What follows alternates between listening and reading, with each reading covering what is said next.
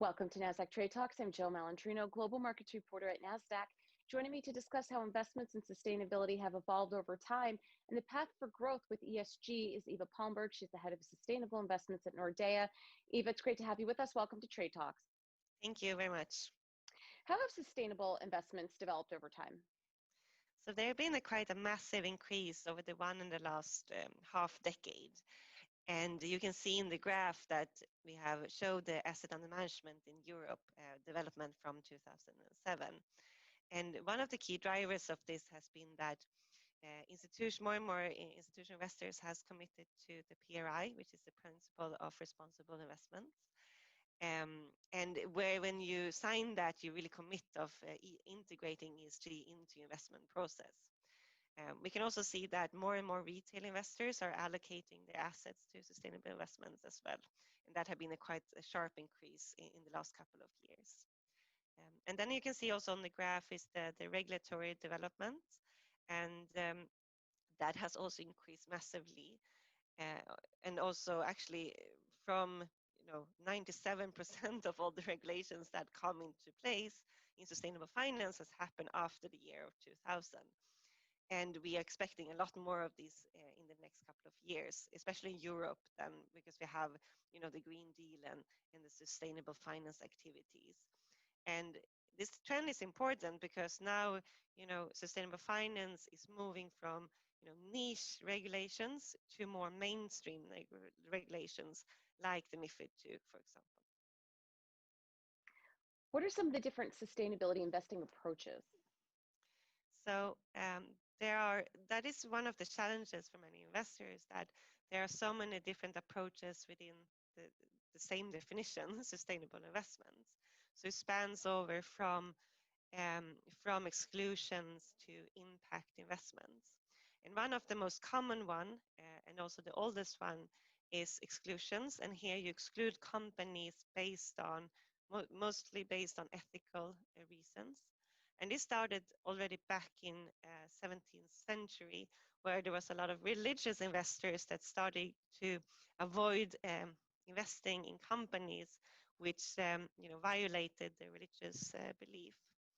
But we can see a shift here happening in 2002, 2015 especially, where as investors become more and more sophisticated, and they see that many of the challenges that can both hit a company specifically, as well as the more broader economic risks, are related to ESG factors, that is environmental, social, and governance factor.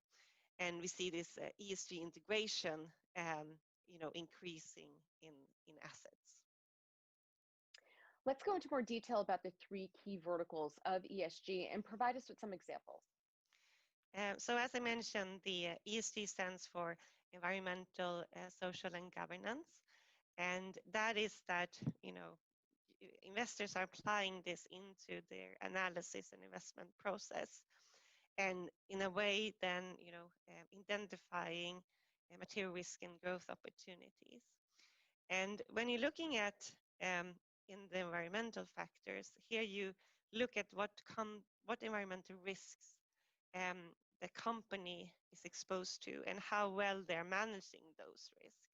So you look at everything from the production to the actual product. And the different metrics that you can look at, for example, is how is that company handling their waste? How energy efficient is that company? And how much water is used in the production, to give an example. Then you have, of course, the social factors. And here is more about how is the company business model impacting the society that it operates in, and how central, for example, diversity and social justice is into the core business model of that company.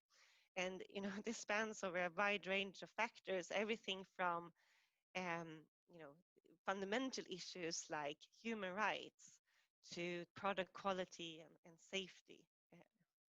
And then lastly, you have governance factors. And here you identify how the company is operating in a way that is aligned with business ethics, and how this is really building the trust both from investor point of views as well as the employees and customers. And here is also quite broad span of metrics as you look at, everything from how transparent the company is reporting to how is the processes so they avoid risk relating to briberies, to give an example. Eva, what are some of the risks associated with ESG and how does that impact returns? So we did a study in our sustainable investment publication, which is a publication which we just launched. And here we looked at many different academic research, and we was trying to find, okay, so what different approach you have at ESG, what has that impact of returns? And what we found that there's not really a strong evidence relating to exclusions. But exactly what we talked about here, the ESG information, the ESG risk, if you're incorporating that into your investment analysis, that has potential to add returns to your investors. And we're trying to explain this in 3 different channels, which we call the selection, the trend, and impact effect. And all these 3 effects affect the demand for sustainable assets relative to non-sustainable assets, and therefore, the asset price as well as the performance. And in short, the selection effect is, when you take this information that we have talked about, that changes, what company you invest in, or affects what companies you invest in. And if those risk and opportunity realize, that has an impact of return. Then we try to explain like the trend effect, and that is more like the flow of the assets and what impacts that into those more sustainable companies. And finally, when we talk about impact effect, is the increase in demand of investing in the solutions. And we can say that we talk a lot about ESG and sustainability, but if you're thinking about it, this trend from a historic perspective have just started. How did COVID-19 impact ESG investing, and what's your outlook on the other side of COVID-19?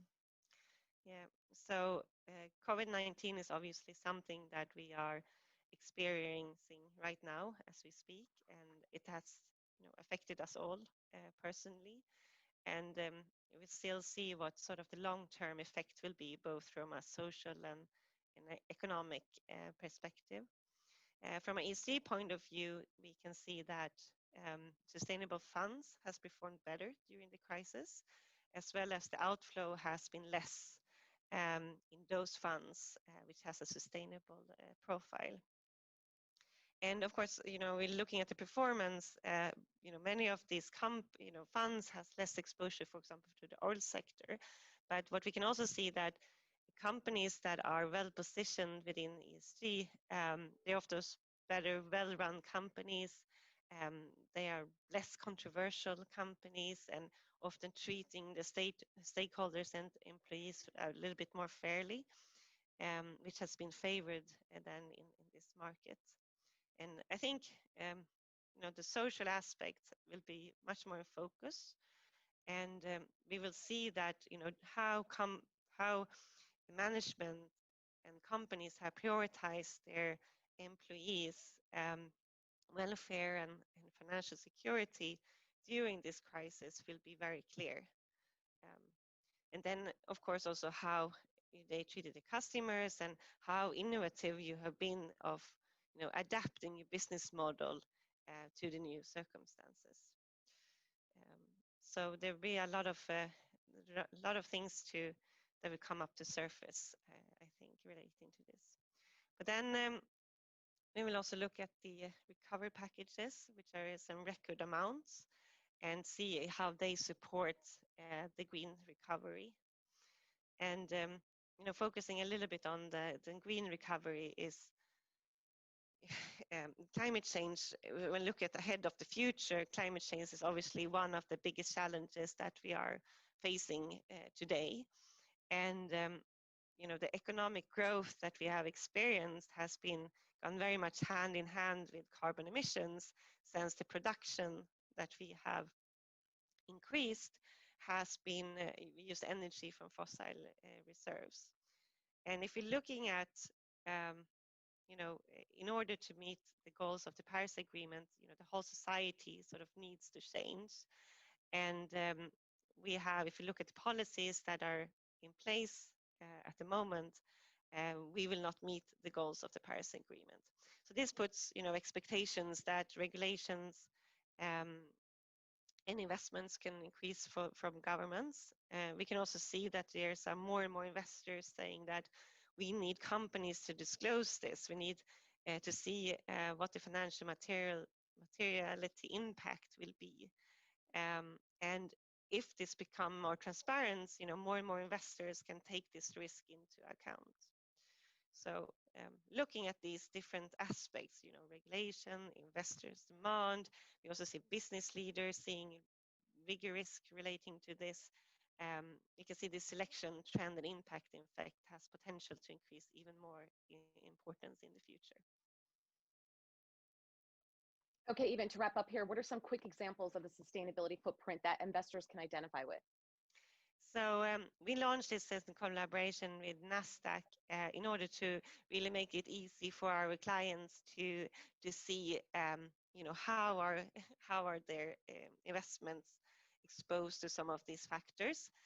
So, for example, you can see how the underlying companies have a water usage, how is the waste generation, the carbon emission, as well as future carbon emissions when it comes to the fossil reserves in oil, gas, and coal.